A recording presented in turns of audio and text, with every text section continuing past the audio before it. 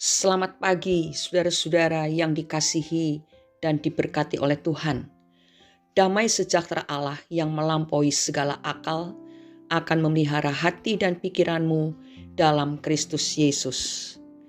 Hari ini Minggu 5 Juni 2022. Mari dengan hati yang penuh syukur kita menerima firman Tuhan yang berjudul Mengapa Tidak ke Gereja? Untuk itu kita akan membaca Ibrani pasal 10 ayat 25. Demikian bunyinya. Janganlah kita menjauhkan diri dari pertemuan-pertemuan ibadah kita seperti dibiasakan oleh beberapa orang. Tetapi marilah kita saling menasehati dan semakin giat melakukannya menjelang hari Tuhan yang mendekat. Ada seseorang yang setiap kali selalu mengingatkan beberapa keponakannya untuk selalu beribadah, berangkat ke gereja di hari Minggu. Karena itu mereka harus cepat bangun dan bersiap-siap. Dan ia juga menambahkan bahwa pada setiap hari Minggu jangan ada seorang pun tinggal di rumah yang tidak pergi ke gereja kecuali dia sakit sehingga tidak bisa berangkat ke gereja. Salah satu keponakannya menjawab seperti ini. Meskipun tidak ke gereja, yang penting hati kita baik. Saudara-saudara, jawaban di atas hanyalah satu contoh bagaimana seseorang berusaha membenarkan tindakannya untuk tidak menghadiri ibadah di gereja. Masih banyak lagi alasan yang sering kita temukan. Misalnya, saya bisa mendengarkan khotbah lewat YouTube sekaligus mengikuti ibadah live streaming.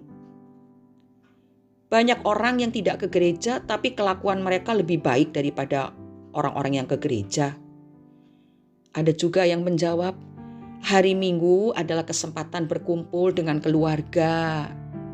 Dan masih banyak lagi alasan yang biasa dikemukakan oleh orang-orang yang memang biasa meninggalkan ibadah di gereja. Saudara-saudara, tidak sedikit orang Kristen yang menganggap bahwa beribadah di gereja pada hari Minggu bukanlah suatu keharusan. Hari Minggu sering dijadikan hari istirahat dan bersenang-senang setelah bekerja selama 6 hari penuh. Kalaupun ke gereja, tidak sedikit yang datang terlambat. Seolah-olah beribadah di gereja bukan acara penting sehingga bisa diremehkan.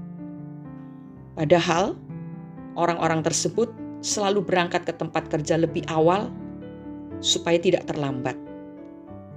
Mungkin juga seseorang akan memaksakan diri untuk tetap berangkat bekerja meskipun ia sakit karena takut kepada pimpinan. Sebenarnya kebiasaan seperti ini baik. Tetapi bagaimana dengan keberangkatan kita untuk beribadah ke gereja? Apakah juga sama seperti keberangkatan kita menuju tempat bekerja?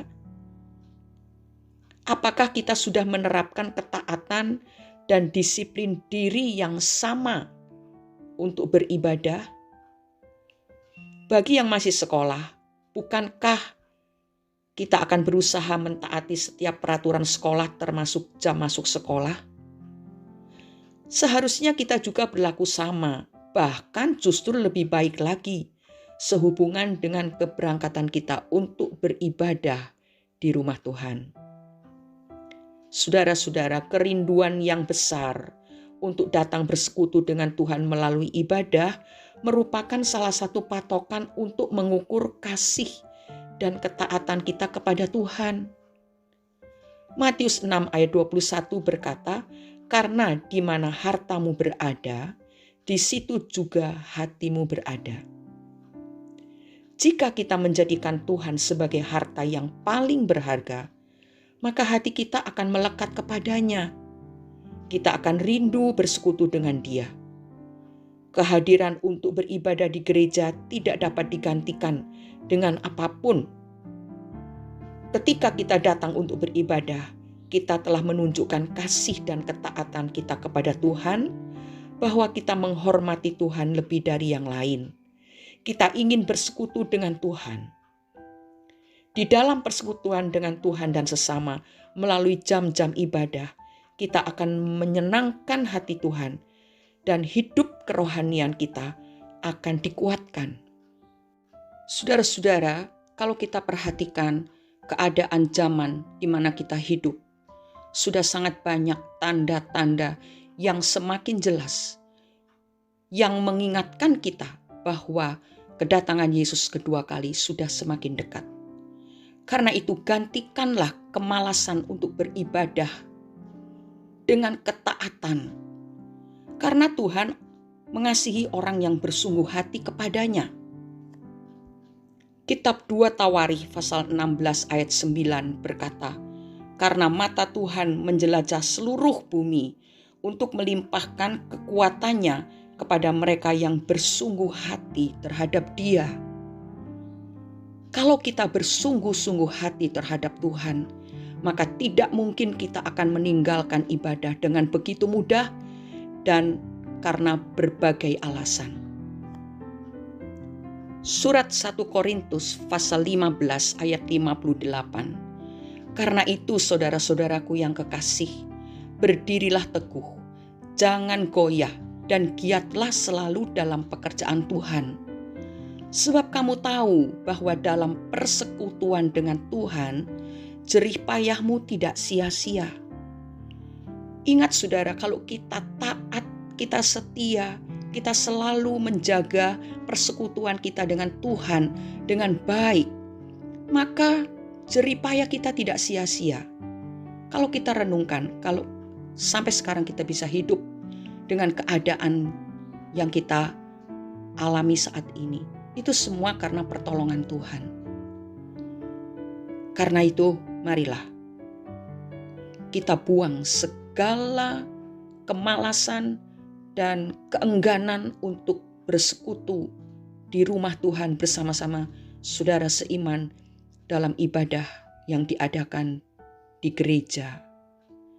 Dengan giat kita harus melakukannya, bahkan semakin giat, supaya pada waktu Yesus datang nanti, kita ada di sana.